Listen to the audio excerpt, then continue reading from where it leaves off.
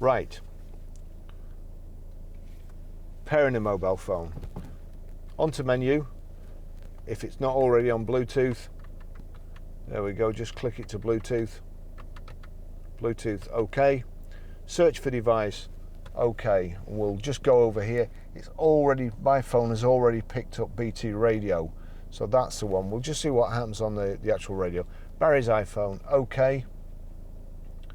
It's asking me for a PIN number. Well, right, OK. We'll go on there. BT radio. 0000. Pair. Accept connection with Barry's iPhone, yes. OK. We'll put in the code 0000, and then we need to go to OK. Just click the down arrow, OK. Connection with Barry's iPhone successful. I don't want it to allow my contacts, but you will. And that's it done.